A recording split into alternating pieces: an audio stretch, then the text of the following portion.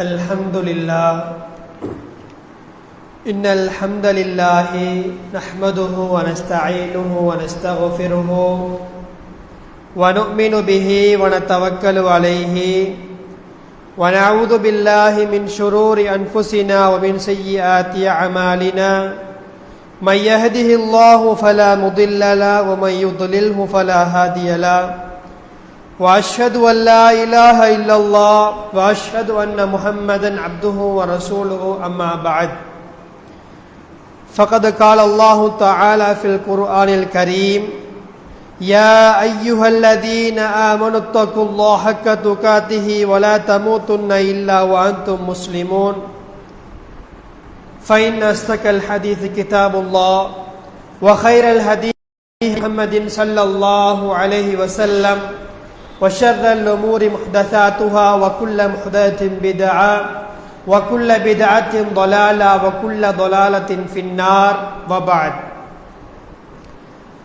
சர்வ புகழும் புகழ்ச்சியும் ஏக இறைவன் அல்லாஹ் ஒருவனுக்கே உண்டாகட்டுமாக. அல்ஹம்துலில்லாஹ். சலாத்தும் சலாமும் ஸல்லல்லாஹு அலைஹி வஸல்லம் அன்னவர்களின் மீதும் சஹாபாக்கள், தாபிஈன்கள், தபு தாபிஈன்கள், இமாம்கள் எல்லோரும் மீதும் என்றென்றும் உண்டாகட்டுமாக. புனிதமான இந்த ஜும்ஆவுடைய தினத்திலே நானும் நீங்களும் இந்த இடத்திலே ஒன்று குழும்பி இருக்கின்றோம். அன்பிக்கினிய இஸ்லாமிய சகோதரர்களே, உறவுகளே, இந்த குத்துபா பிரசங்கத்தினூடாக இறைவன் விரும்பும் இளமை பருவம் என்ற தலைப்பிலே ஒரு சில விடயங்களை அல் குர்ஆனும் ஹதீஸ் நிழலிலே பார்ப்பது காலத்தின் தேவையாக இருக்கின்றது. அன்பிக்கினிய இஸ்லாமிய சகோதரர்களே, உறவுகளே, பொதுவாக நானும் நீங்களும் இந்த உலகத்தில் வாழுகின்றோம். இந்த உலகத்திலே வாழுகின்ற காலங்களில் ஒரு மனிதன் சந்தோஷமாக கழித்த நாட்கள், அதேபோல இங்கே இருக்கின்ற உங்கள் மத்தியிலே உங்களுடைய வாழ்க்கையில் நீங்கள் கழித்த அந்த அழகான பருவம், சந்தோஷமான பருவம் எதுவென்று கேட்டால் நானும் நீங்களும் சொல்லுகின்ற ஒரே ஒரு பதில்தான் இளமை பருவம். ஏன் இந்த இளமை பருவம் என்பது ஒவ்வொருடைய வாழ்க்கையிலும் பல விடயங்களை கொண்டு வந்திருக்கிறது. அதே போல இந்த இளமை பருவத்தை இஸ்லாம் விரும்புகிறது. இந்த இளமை பருவத்தை இறைவன் விரும்புகிறான். இந்த இளமை பருவத்திலே இருக்கின்ற மக்களை அல்லாஹு ரப்புல் ஆலமீன் நேசிக்கின்றான். நாளை மறுமையில் அல்லாஹு ரப்புல் ஆலமீன் இளைஞர்களை கௌரவிப்பதற்காக பார்த்து கொண்டிருக்கின்றான். இவ்வளவு கண்ணியம் பொருந்திய ஒரு பருவம்தான் இந்த இளமை பருவம் என்பது. அன்பிக்கினிய சகோதரர்களே, உறவுகளே, இந்த இளமை பருவம் என்பது இந்த இளமையோடு சேர்த்து இன்னும் ஒன்று இருக்க வேண்டும். ஒவ்வொரு இளைஞரிடத்திலும் இளமை என்ற ஒரு அந்த பருவத்தோடு சேர்த்து இன்னும் ஒரு விஷயமும் கட்டாயமாக இருக்க வேண்டும். அதுதான் இறையச்சம். இளமை பருவம், இறையச்சம். இந்த இரண்டு விடயங்களும் யாருடைய வாழ்க்கையில் சரியாக இருக்கிறதோ அவருடைய இளமை பருவம் என்பது மிக அழகானதாக இருக்கும். அந்த இளமை பருவம் அல்லாஹ் விரும்புகிற பிரகாரம் இருக்கும். அந்த இளமை பருவத்தை சரியாக பயன்படுத்தி ஒரு மனிதன் சுவனம் செல்வதற்கு மிக இலகுவான ஒரு இளமை பருவம் தான் எங்களுடைய வாழ்க்கையில் வருகின்ற இந்த இளமை பருவம். சகோதரர்களே, அன்பிக்கினிய சகோதரர்களே, உறவுகளே, இங்கே இருக்கின்ற எல்லோரும் இந்த உலகத்தில் வாழுகின்ற நேரம் அல்லாஹுவை பயந்து இந்த உலகத்தில் வாழ வேண்டும். எங்களுடைய வாழ்க்கையில் கட்டாயமாக இருக்க வேண்டிய ஒரு பகுதி அத்தக்குவா, இறையச்சம். அல்லாஹ் என்னை பார்த்து கொண்டிருக்கின்றான். நாளை அல்லாஹு ரப்புல் ஆலமீன் என்னிடம் விசாரிப்பான். நான் இந்த உலகத்தில் செய்த ஒவ்வொரு விடயங்களையும் அல்லாஹு ரப்புல் ஆலமீன் தீர விசாரிப்பான், என்னை கண்காணிக்கின்றான் என்ற அந்த இறையச்சம் என்பது எங்களுடைய வாழ்க்கையில் கட்டாயமாக இருக்க வேண்டும். அன்பிக்கினிய சகோதரர்களே, உறவுகளே, நான் ஏற்கனவே சொன்னது போல ஒரு மனிதனுடைய வாழ்க்கையில் அவன் கழித்த அந்த காலங்களில் மிக பொன்னெழுத்துக்களால் பதியப்பட வேண்டியது கண்ணியமான ஒரு பருவம் இந்த இளமை பருவம். இந்த இளமை பருவத்தை பற்றி ஒரு கவிஞர் பாடுகிறார். எப்படி தெரியுமா? லைத ஷபாப புஅ ஃபஷ்தரைது. அவர் சொல்லுகிறார் என்ன தெரியுமா? இந்த இளமை பருவம் விற்கப்படுமானால் அதனை நான் வாங்கிக் கொள்ளுவேன். யாரு? இந்த இளமை பருவத்தை அடைந்து அதை கழித்து ஒரு முதுமை பருவத்தில் இருக்கின்ற ஒரு கவிஞர் சொல்லுகிறார், இளமை பருவம் விற்கப்படுமானால் அதை நான் வாங்கிக் கொள்ளுவேன். ஏன்? அவ்வளவு பெருமதியானது. அன்புக்கினிய சகோதரர்களே, உறவுகளே, இந்த இளமை பருவம் என்பது எங்களுடைய வாழ்க்கையில் மிக முக்கியமான ஒரு பருவம். அன்புக்கினிய சகோதரர்களே, உறவுகளே, அதே போல இப்போது இருக்கின்ற இந்த வாலிபர்கள், இந்த இளைஞர்கள் என்பது அல்லாஹ் விரும்புகின்ற ஒரு பருவம். அன்புக்கினிய சகோதரர்களே, உறவுகளே, ஆனால் துரதிர்ஷ்டவசமாக இன்று இஸ்லாமிய பெயர்களை வைத்துக்கொண்டு இன்று வாழுகின்ற வாலிபர்கள் அந்நிய கலாச்சாரத்திலே மூழ்கி தான் ஒரு முஸ்லீம் என்பதை கூட மறந்து இந்த உலகத்தில் வாழ்வதை காண முடிகின்றது. அன்புக்கினிய சகோதரர்களே, உறவுகளே, அல்லாஹ் ரப்புல் ஆலமீன் எங்களுடைய வாழ்க்கையை பற்றி சொல்லுகிறான். அதாவது ஒரு மனிதனுடைய வாழ்க்கை இப்படித்தான் இருக்க போகிறது என்பதை பற்றி அல்லாஹ் ரப்புல் ஆலமீன் அல் குர்ஆனுடைய 30வது அத்தியாயம் 54ஆம் வசனத்திலே பேசுகிறான். அல்லாஹுல்லதி ஹலகக்கும் மின் தாஃபின். அல்லாஹ் ரப்புல் ஆலமீன் உங்களை பலவீனமாகத்தான் படைத்தான். சும்ம ஜஅல மின் பஅதி தாஃபின் குவத்தன். அதாவது பலவீனம் என்று சொன்னால் ஒரு குழந்தை தாயுடைய வயிற்றிலிருந்து வெளியே வருகின்ற நேரம் அழுகையை தவிர வேற எதுவுமே தெரியாது. அழுகையை தவிர வேற எதுவுமே தெரியாது. அதற்கு பின்னர் அந்த குழந்தையுடைய காலம் மாறுகிறது. மின் பஅதி தாஃபின் குவத்தன். ஒரு திடகாத்திரமான உறுதியான ஒரு பருவம் வருகிறது. அதற்கு பின்னர் சும்ம ஜஅல மின் பஅதி குவத்தின் லஅஃபன் வ ஷைபா. அல்லாஹ் ரப்புல் ஆலமீன் ஒரு மனிதனுடைய வாழ்க்கையை பற்றி இப்படி சொல்லுகிறான். அதாவது முதலாவது குழந்தை பருவம், இரண்டாவது இளமை பருவம், மூன்றாவது அதாவது முதுமை பருவம் என்று அல்லாஹ் ரப்புல் ஆலமீன் இந்த பருவங்களை பற்றி அல் குர்ஆனிலே பேசுகின்றான். அன்பிக்கினிய சகோதரர்களே, உறவுகளே, அந்த பருவங்களிலே இரண்டாவது பருவம் தான் இந்த இளமை பருவம் என்பது. இந்த இளமை பருவம் என்பது எங்களுடைய வாழ்க்கையில் நானும் நீங்களும் ஒரு நல்ல மனிதனாக வாழ்ந்ததும் இந்த பருவத்தில் தான். இன்று வாழுகின்ற ஒரு வாலிபன் அவனுடைய வாழ்க்கை நெறிப்பிரண்டு இஸ்லாத்தை விட்டும் தூரமாகின்ற பருவமும் இந்த இளமை பருவம் தான். அதே போல ஒரு சமூகத்துடைய எழுச்சி வீழ்ச்சி இரண்டுமே இந்த இளைஞர்கள் கையில இருக்கின்றது. அன்புக்கினியவர்களே, ஒரு சமூகத்துடைய வீழ்ச்சியும் வளர்ச்சியும் இளைஞருடைய கையில இருக்கின்றது. அதே போல ஏன் சொல்லுகிறேன் என்றால், இந்த மனித வளம் என்பது மிக முக்கியமானது ஒன்று. எங்களுக்கு தெரியும், இரண்டாம் உலகமாயுத்தம் எப்படி இரண்டாம் உலகமாயுத்தம் இந்த யுத்த நேரத்தில் இப்போது இருக்கின்ற ஜப்பான் எப்படி அழிக்கப்பட்டது. சுபஹானல்லாஹ். அங்கே பிறக்கின்ற குழந்தைகள் கூட நோயில் தான் பிறந்தார்கள். அங்கே இருக்கின்ற தாவரங்கள் முற்றாக அழிந்தது. அங்கே இருந்த சில நகரங்கள் முற்றாக அழிக்கப்பட்டது. இனி ஜப்பான் என்ற ஒரு நாடு இல்லை என்று சொல்கின்ற அளவிற்கு அழிக்கப்பட்டது. ஆனா இன்றைக்கு நிலைமை எப்படி மாறி இருக்குது? இன்றைக்கு எங்களோட ஊர்கள்ல எங்களோட நாடுகள்ல யாராவது வெளிநாட்டுக்கு போகணும்டா நாங்க விரும்பி போற ஒரு நாடு எது? ஜப்பான். ஏன்? செலரி கூட, பெருமதி கூட, அங்கே இருக்கின்ற பணத்துக்கு பெருமதி கூட. அன்புக்கினிய சகோதரர்களே, உறவுகளே, ஒரு காலத்தில் அந்த நாடே இல்லை, அழிக்கப்பட்டது ஒரு நாடு. இந்த உலகத்திலே வல்லரசாக இருக்கிறது என்றால் அங்கே உழைத்தவர்கள் மனிதர்கள், அங்கே உழைத்தவர்கள் இளைஞர்கள்.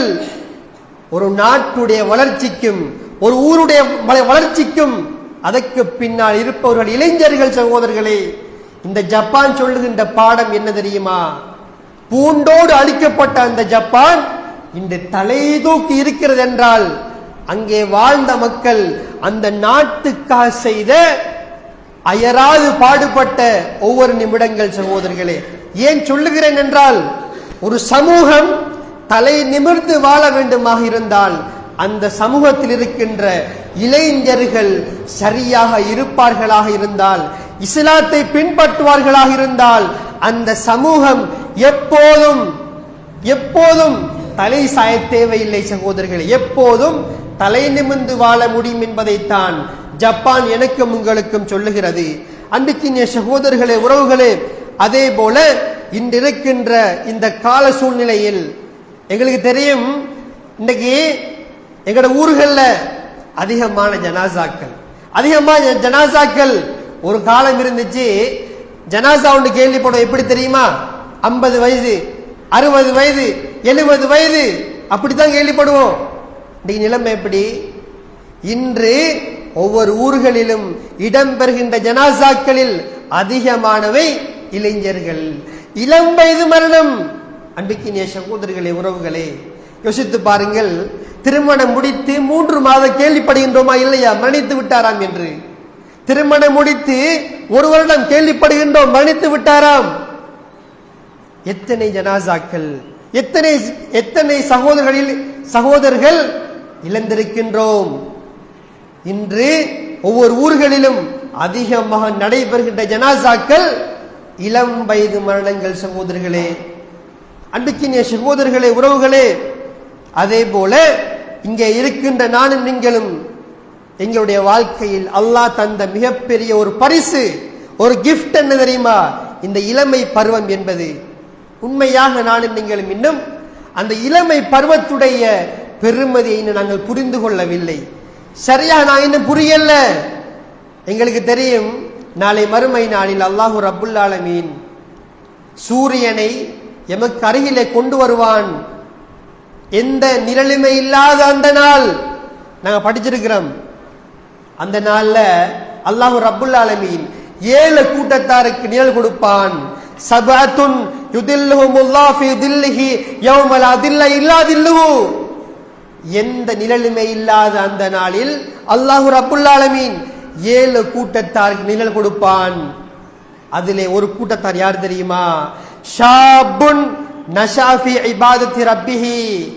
இந்த உலகத்திலே வாழுகின்ற காலங்களில் அல்லாஹுவோடு, மார்க்கத்தோடு, இஸ்லாத்தோடு, பள்ளிவாசலோடு கழித்த வாலிபன். அன்பிற்கினியவர்களே, நாளை மறுமை நாள் என்பது தந்தையாக இருந்தாலும் சரி, தாயாக இருந்தாலும் சரி, அண்ணனாக இருந்தாலும் சரி, தம்பியாக இருந்தாலும் சரி, யாரும் யாருக்கும் எந்த உதவியும் செய்ய முடியாது. அல்லாஹ் ரப்பல் சொல்லுகிறானே, யௌம யஃபிருல் மர்உ மின் அஹி வ உம்மிஹி வ அபி வ ஸாஹிபத்திஹி வ பனி. நாளை மறுமையில் கணவன் மனைவியை பார்த்து விரண்டோடுவான், சகோதரன் சகோதரியை பார்த்து விரண்டோடுவான். யாரும் யாருக்கும் உதவி செய்ய முடியாது. சுயநலமான ஒரு கட்டம். யா நப்சி யா நப்சி. தான் பெற்று வளர்த்த மகன் தன் பக்கம் வருகிறான், தந்தை விரண்டு ஓடுவான், நன்மை பறித்து விடுவானோ என்று பயந்து. அப்படி ஒரு கட்டம் சகோதரிகளே, அப்படி ஒரு நிலை நாளை மஹ்ஷரிலே. அப்படியான ஒரு கட்டத்தில் அல்லாஹ் ரப்புல் ஆலமீன் நிழல் கொடுப்பான். யாருக்கு? உலகத்திலே வாழுகின்ற காலங்களில் தனது இளமை பருவத்தை அல்லாஹுவுக்காக கழித்த வாலிபனுக்கு. யாருக்கு? இந்த உலகத்தில் வாழுகின்ற காலங்களில் தீமை செய்வதற்கு பல வழி இருக்குது, தீமை செய்வதற்கு பல வழி இருக்குது. எல்லாம் இருந்தாலும் இறைவனுக்காக பயந்து யாரெல்லாம் வாழ்ந்தார்களோ, தனது இளமை பருவத்தை யாரெல்லாம் அல்லாஹுக்கு பயந்து கழித்தார்களோ, அவர்களுக்கு அல்லாஹு ரப்புல் ஆலமீன் கொடுக்கின்ற சன்மானம் நிழல் கொடுக்க போகிறான். யாருக்குமே கொடுக்காத நிழலை அல்லாஹு ரப்புல் ஆலமீன் இந்த வாலிபனுக்கு கொடுக்க போகிறான். அன்பிற்கினிய சகோதரர்களே, உறவுகளே, அதே போல உண்மையாகவே இந்த வாலிப பருவம் என்பது தீமைகள் செய்வதற்கு அவ்வளவு இன்பமான ஒரு காலம். வாலிபர்களுக்கு தெரியும், சொல்ல தேவையில்ல. ஒரு பாவம் செய்யணும்டா எதை வேண்டுமானாலும் செய்கின்ற ஒரு காலம். நன்மை பார்ப்பதில்லை, தீமை பார்ப்பதில்லை, தந்தை பார்ப்பதில்லை. தான் இந்த உலகத்தில் எதை நினைக்கின்றேனோ அதுவெல்லாம் செய்கின்ற இந்த பருவம், உண்மையாகவே இந்த வாலிப பருவம் என்பது பாவங்கள் செய்வதற்கு மிகவும் வசதியான ஒரு பருவம். ஏன்? உடம்பிலே ஆரோக்கியம் இருக்குது. சொல்லுவாங்களே டீனேஜ் எப்படி? இரத்தங்கள் கொதிக்கின்ற வயது, இரத்தங்கள் கொதிக்கின்ற வயது, தந்தைக்கும் அடிக்கின்ற வயது. அப்படித்தானே? இன்று ஒரு காலம் இருந்துச்சு, பிள்ளைகளுக்கு மத்தியில பிரச்சனை வருகிறது, ஸ்கூல்ல பிரச்சனை வருகிறது. பிரச்சனை வருகின்ற நேரம் பெற்றோர்கள் ஆசையை திருத்துவாங்க. இன்றைக்கு நிலைமை எப்படி? இன்று இருக்கின்ற வாலிபர்கள் யாராவது ஒருத்தர் நல்ல விஷயம் சொன்னா ஏற்றுக்கொள்ள மாட்டாங்க. நல்ல விஷயம் சொன்னா அடிக்க போகின்ற சம்பவங்கள் எல்லாம் கேள்விப்பட்டிருக்கிறோம். தான் பெற்று வளர்த்த தந்தைக்கு கூட அடித்த சம்பவங்கள் இருக்கிற சகோதரர்களே. ஏன் சொல்லுகிறேன் என்றால், அந்த பருவம் அப்படித்தான். நன்மை தீமை பார்க்காது, தான் நினைத்து எல்லாம் செய்கின்ற பருவம். ஆனால் பாவம் செய்வதற்கு வழி இருக்குது, நண்பர்கள் இருக்கிறார்கள், பணம் இருக்குது, வசதி இருக்குது, எல்லாம் இருந்தாலும் அல்லாஹ்வுக்காக பாதுகாத்துக் கொண்டு அல்லாஹ்வுக்காக பொறுமையாக இருந்தால் நாளை மறுமையில் அல்லாஹ் ரப்புல் ஆலமீன் சன்மானம் கொடுப்பான். அன்பிற்கினிய சகோதரர்களே, உறவுகளே, அதே போல எங்களுக்கு தெரியும், நாளை மறுமையில் அல்லாஹ் ரப்புல் ஆலமீன் லா தஸாலு கதம் அப்தின் அன் அஸ்அல அர்பைன், எங்களுக்கு தெரியும் நாளை மறுமை நாளில் அல்லாஹ் ரப்புல் ஆலமீன் 4 விஷயங்களை பற்றி எங்களிடம் கேட்பான். எப்படி? நாளை ஒவ்வொரு மனிதனிடத்திலும் அல்லாஹ் ரப்புல் ஆலமீன் 4 விடயங்களை பற்றி விசாரிப்பான். அதிலே ஒன்று என்ன தெரியுமா? அன் ஷபாபிஹி, அவனுடைய வாலிப பருவத்தை பற்றி. வாலிப பருவத்தை பற்றி கேள்வி கேட்கப்படும். அதற்கு சரியாக பதில் சொல்லாதவரை எங்களுடைய கால்களை நகர்த்த முடியாது. அன்பிற்கினிய சகோதரர்களே, உறவுகளே, உலகத்தில் வாழுகின்றேன்.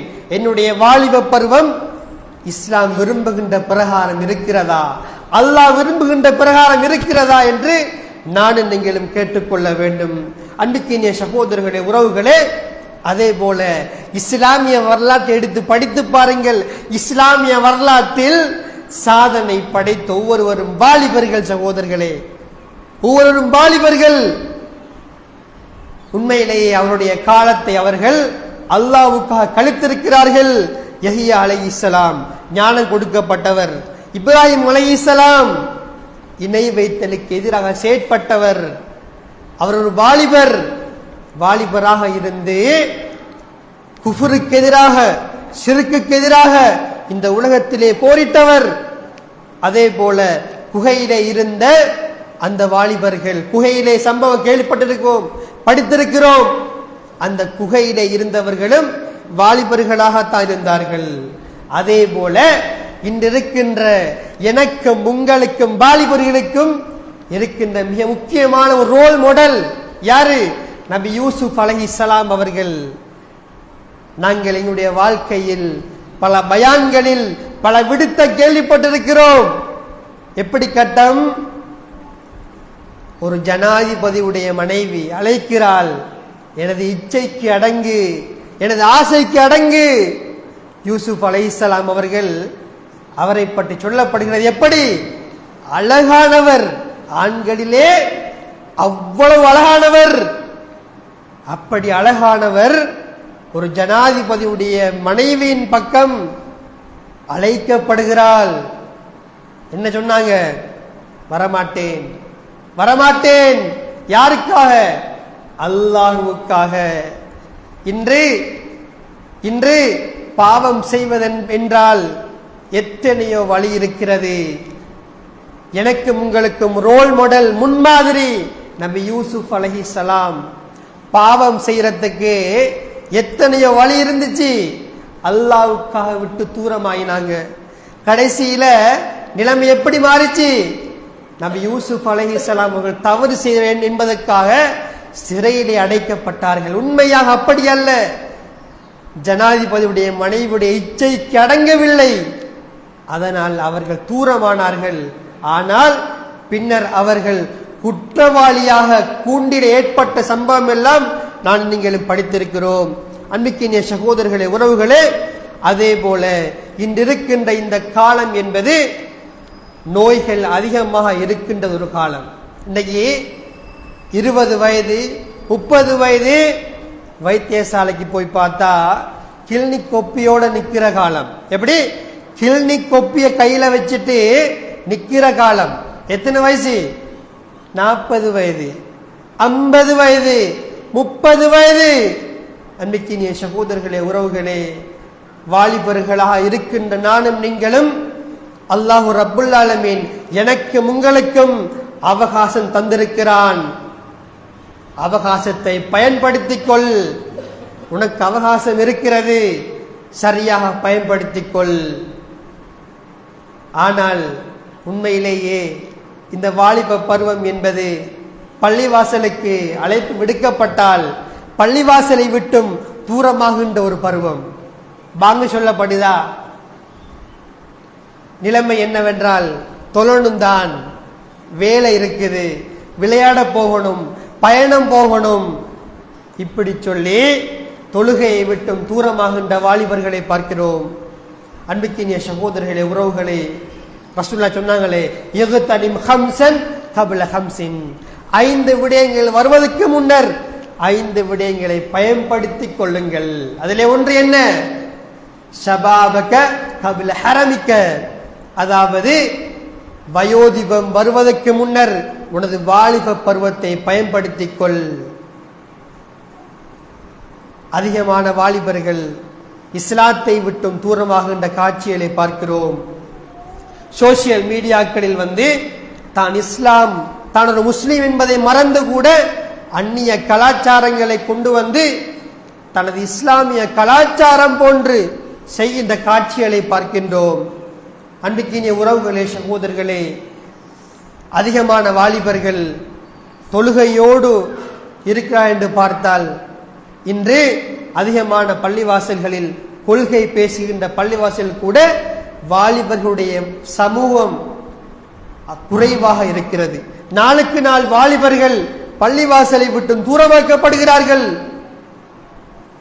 கேட்டா சொல்லுவாங்க, என்ன தெரியுமா?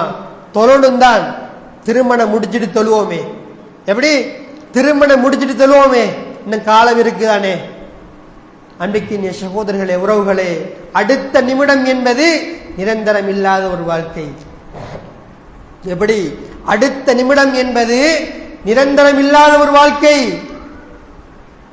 அன்பிக்கினிய சகோதரர்களே, உறவுகளே, எங்களுடைய வாழ்க்கையில் அல்லாஹ் தந்த மிகப்பெரிய அருள் என்பது இந்த வாலிப பருவம். அன்பிக்கினிய சகோதரர்களே, உறவுகளே, எனவே எங்களுடைய ஊர்களாக இருக்கலாம், நாடுகளாக இருக்கலாம், சமூகங்களாக இருக்கலாம், எதுவாக இருந்தாலும் அவைகளுடைய முதுகெலும்பு இந்த வாலிபர்கள் தான். வாலிபர்கள் சரியாக இருப்பார்களாக இருந்தால் அந்த ஊரும் சிறப்பாக இருக்கும், முழு உலகமும் சிறப்பாக இருக்கும். அப்படி இல்லை என்றால் எந்த ஊரில் வாலிபர்கள் இஸ்லாத்தை விட்டும் தூரமாகின்றார்களோ, பள்ளிவாசலை விட்டும் தூரமாகின்றார்களோ, அந்த ஊருக்கு வீழ்ச்சியை தவிர வளர்ச்சி என்பது கனவாகத்தான் இருக்கும். எனவே அன்பிக்கினிய சகோதரர்களே, உறவுகளே, யாரெல்லாம் இந்த இளமை பருவத்தில் இருக்கின்றோமோ, பேசுகின்ற நானாக இருக்கலாம், நீங்களாக இருக்கலாம், யாராக இருந்தாலும் இந்த இளமை பருவத்தை சரியான முறையில் கழிப்போம். முக்கியமாக அல் குர்ஆன் சுன்னாவை நேசிக்கின்றவர்களாக கழிப்போம். இளமை பருவத்திலே தாடி வருகிறதா, அல்லாஹ்வுக்காக வைப்போம். உலகத்துக்காக தேவையில்ல, ஊருக்காக தேவையில்ல, பள்ளிவாசலுக்காக தேவையில்ல, தலைவருக்காக தேவையில்ல, அல்லாஹ்வுக்காக வைப்போம். இன்று சமூகத்தில் கொச்சைப்படுத்தப்படுகின்ற ஒன்ற இந்த தாடி. ஒரு வாலிபன் தாடியை வைத்துக் கொண்டிருந்தால் என்ன தெரியுமா கேட்பாங்க? நீங்க என்ன இந்த பழைய வேஷன்ல இருக்கிறீங்க, நீங்க இன்னும் இந்த பழைய ஸ்டைல இருக்கிறீங்க, உங்களோட ஸ்டைல மாத்திரம் இல்லையா? அல்லாஹ் பாதுகாக்க வேண்டும். சகோதரிகளே, இந்த இளமை பருவம் என்பது தாடிகள் வருகின்ற ஒரு காலம். அந்த பருவத்திலே தாடி வருகின்றதா, அப்படியே வளர விடுங்கள். அதிலே ஒரு அழகு இருக்கிறது. நாங்கள் சுன்னாவை பின்பற்றுகின்றவராக இருந்தால் எங்களுடைய வாழ்க்கையில் நானும் நீங்களும் தாடிகளை வளர்க்க வேண்டும். குறிப்பாக வாலிபர்கள், உங்களுடைய வாழ்க்கையில் இந்த கட்டங்களில் தாடி வருகிறதா, அதனை அல்லாஹ்வுக்காக வளர விடுங்கள். அன்பிற்கினிய சகோதரர்களே, உறவுகளே, எனவே உலகத்திலே வாழுகின்ற இந்த வாலிப பருவத்தை சரியாக பயன்படுத்தி நாளை ஜன்னத்துல் ஃபிர்தௌஸை அடையக்கூடிய பாக்கியத்தை நம் அனைவருக்கும் அல்லாஹ் நசீபாக்குவானாக.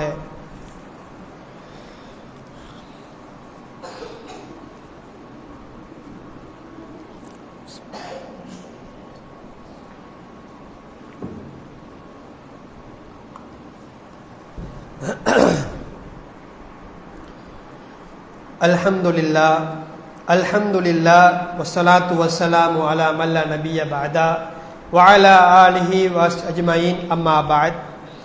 கணித்துக்குரிய இஸ்லாமிய சகோதரர்களே, நண்பர்களே, முதலாவது குத்துபாவிலே இறைவன் விரும்பும் இளமை பருவம் என்ற தலைப்பிலே ஒரு சில விடயங்களை பார்த்தோம். அடுத்ததாக இப்போது இளமை பருவத்தை கடந்து முதுமை பருவத்தில் இருக்கின்றவர்களாக இருந்தாலும் சரி, இப்போது நான் ஒரு இளமை பருவத்தில் இருக்கின்றவனாக இருந்தாலும் சரி, சென்ற காலங்கள் போகட்டும், சென்ற காலங்கள் போகட்டும், இனி வருகின்ற காலங்களையாவது அல்லாஹ் விரும்புகின்ற பிரகாரம் கழிப்பதற்கு முயற்சி செய்ய வேண்டும். உலக காரியங்களுக்கு, உலக விடயங்களுக்கு, படிப்புக்காக எத்தனையோ பல ரூபாய்கள் செலவழித்து முயற்சி செய்கின்றோம். இப்படி இருக்கின்ற நேரம் ஒவ்வொரு வாலிபனும் தன்னுடைய வாழ்க்கையை கொஞ்சம் மாற்றிக்கொள்ள வேண்டும். ஏனென்றால் இன்று பேசக்கூடிய நான் நாளை இருப்பேனா என்று சொல்ல முடியாது. இன்று பேசக்கூடிய நான் நாளை நான் உயிரோடு இருப்பேனா என்று சொல்ல முடியாது. நான் நாளை மரணிக்கலாம், நீங்கள் நாளை மரணிக்கலாம். இப்போது இருக்கின்றவர் இன்று மாலை அசர் தொழுகைக்கு ஜனாசாவாக இருக்கலாம், யாருக்கும் சொல்ல முடியாது. அன்பிற்கினிய வாலிபர்களே, சகோதரர்களே, சென்ற காலங்கள் போகட்டும், இனி வருகின்ற காலங்களை அல்லாஹ்வுக்காக சரி செய்து இந்த வாழ்நாட்களை கழிப்போம், திட்டமிடுவோம். உண்மையிலேயே பாவம் செய்வதற்குரிய ஒரு காலம் இந்த இளமை பருவம். இருந்தாலும் அல்லாஹ்வுக்காக பொறுமையாக இருந்து பாவம் என்று வருகின்ற நேரம் முடியுமான அளவு தூரமாகுவோம். அன்பிற்கினிய சகோதரர்களே, உறவுகளே, அதே போல குறிப்பாக எங்களுடைய ஊர்களில் இன்று மிகப்பெரிய ஒரு ஆபத்து, மிகப்பெரிய ஒரு எச்சரிக்கை இந்த போதை பாவனை என்பது. அதிலும் குறிப்பாக இன்று வாலிபர்கள் அதிகமாக அகப்பட்டு குடும்பம் சீரழிந்து, தந்தைமார் சீரழிந்து, குடும்பமே சீரழிந்து, ஊரே சீரழிந்து போன காட்சிகள் எல்லாம் ஒவ்வொரு நாளும் சமூக ஊடகங்களிலே பார்க்கின்றோம். அன்றைக்கினிய வாலிபர்களே, எங்களுக்கு மத்தியில் யாராவது போதைப் பொருள் பாவிக்கின்றவள் இருந்தால் கட்டாயமாக திருத்தப்பட வேண்டும். இன்னும் ஒரு முக்கியமான விஷயம் இருக்குது. சமூகத்திலே ஒரு மனநிலை இருக்கிறது. ஒரு வாலிபன், ஒரு வயோதிபர் ஒரு காலத்தில் தவறு செய்திருப்பார். ஒரு காலத்தில் அவர் அறியாமலோ அறிந்தோ பாவம் செய்திருப்பார்.